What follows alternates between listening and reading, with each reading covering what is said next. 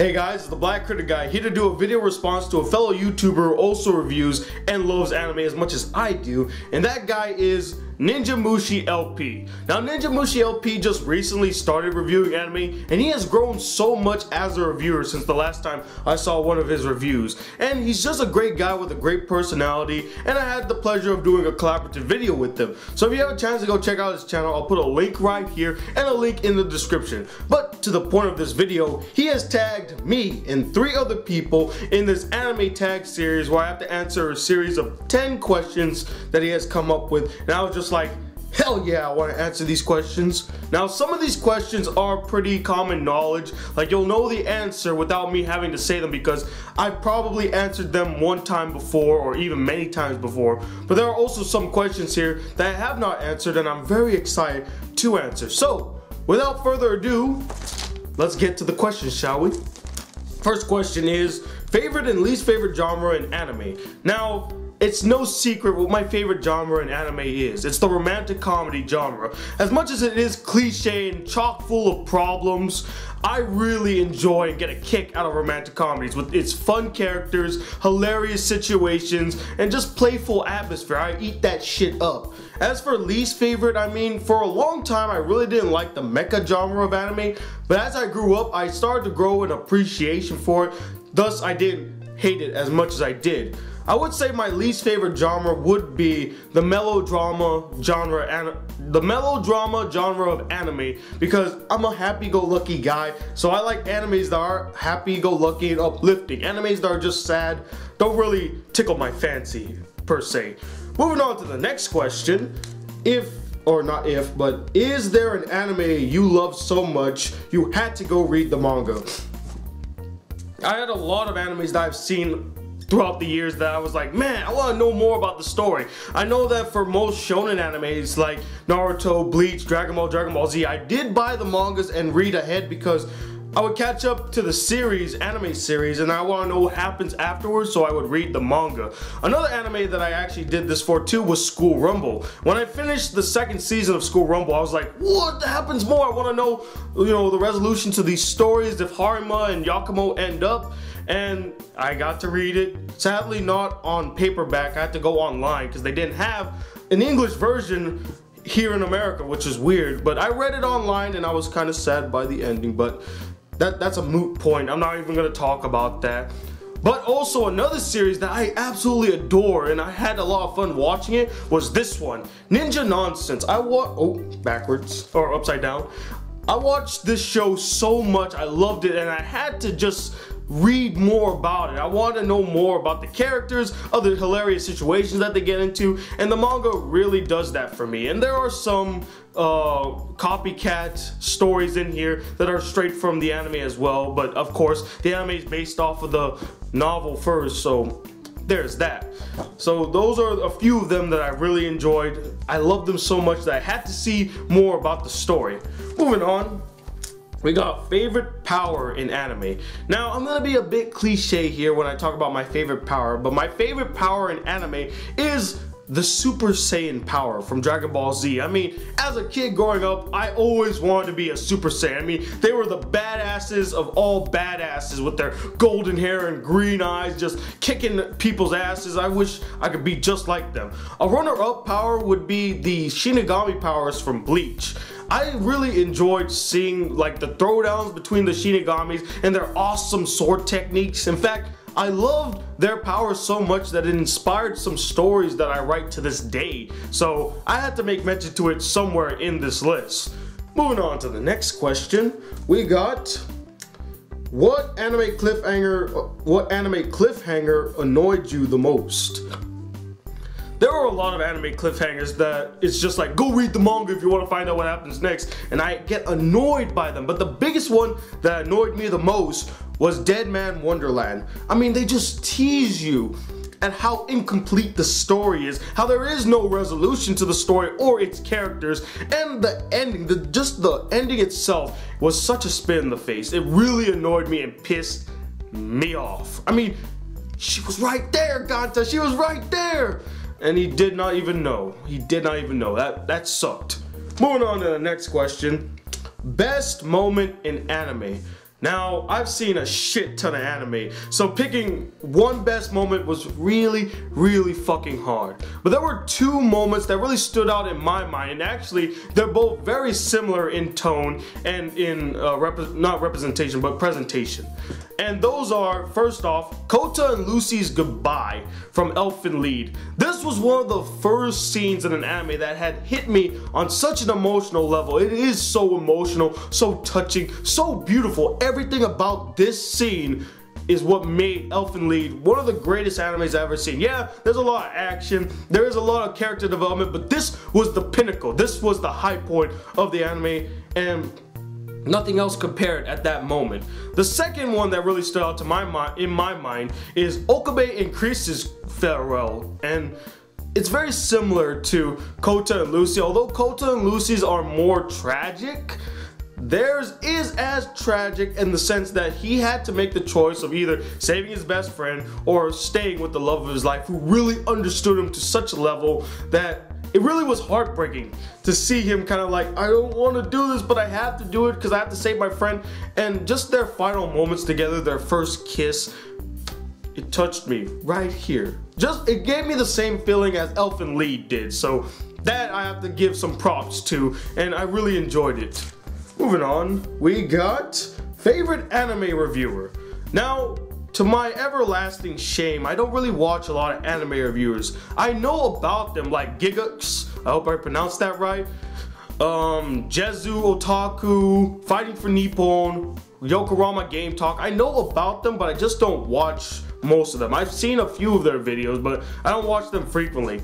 The one anime reviewer I watched frequently a lot was actually GR Arcada. I just loved his eloquent way of doing reviews, so structured, so well done. I really looked up to him. I wish I could be just like him when he does his reviews. Mine is more improvish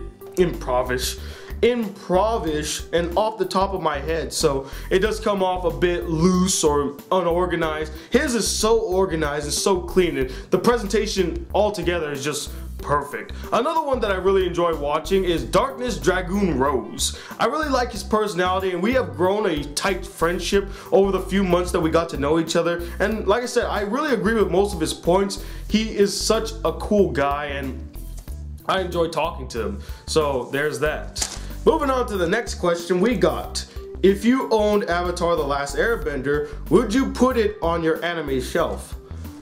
I mean, yeah, I wouldn't have a problem with this. Just I don't separate my collection from anime to TV shows to DVD. It's more or less DVD and TV shows. And all of my TV shows will have TV shows here in America, TV shows in Japan, or any other TV shows that I put in this bunch. So I don't really separate it from that type, I don't really separate it based on anime, movie, TV show. It's just gonna be all TV shows in one pile, all movies in another pile. So hopefully that makes sense. Moving on to the next question we got. Anime you don't think gets enough love. Now this is the question I wanted to answer the most, because I have seen so many animes in my life, and some of them really don't get the recognition that they deserve because they are so good. And I have three that really stood out in my mind as being some of the greats that no one really pays attention to. The first one is Horo Masuko. It is a story following these two transsexuals who are trying to find acceptance in the world, and also are dealing with, you know, puberty at this really vulnerable age. And it really we get to delve into the psyche of someone who is a transsexual, what they're like, what they like, what they don't like. And one thing I love about the show is that they don't mock them or tease them or belittle them. We get to understand them, why they act the way they do, and why they like dressing up as a boy or as a girl. And it doesn't mock them. It's very respectful in its presentation, and I really appreciated that from the anime. The second anime I'm going to mention is Now and Then, Here and There, which is one of the darkest animes I've ever seen. I mean, it shows you the horrors of war, the loss of innocence, and just the overall brutality of human nature. I mean, this show is dark, and I mean dark. There are elements in this show that I don't think I could ever watch the show again just because of how dark it is.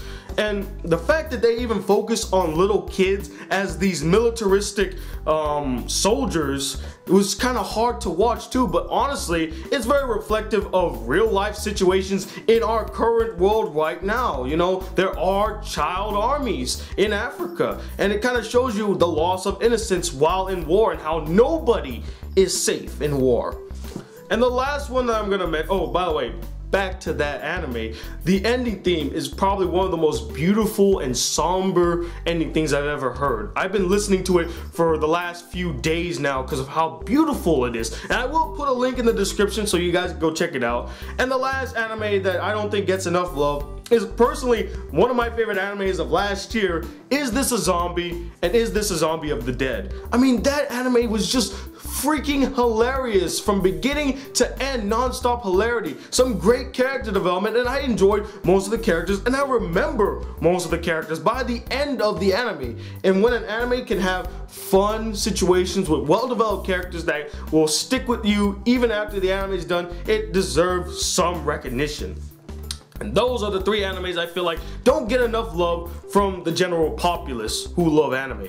Moving on to the next question, we got best relationship in anime. Now this could be like a best friendship or a romantic relationship. So you probably know what I'm gonna pick. I'm a big sap for romantic comedy anime, so I'm a big sap for romance couples. So I actually picked 2 couples that really stuck out in my mind, and no, I did not pick Yakumo and Harima. I would have picked them, but these 2 are more dynamic and more unique and really stood out. And the first one is Celty and Shinra. I don't know why I called him Shira. I got it messed up. I don't know why. But Celty and Shinra from Durarara, they have one of the most dynamic and unique relationships. And they really understood each other to the level where Shinra did not even need to communicate to Celty using a cell phone.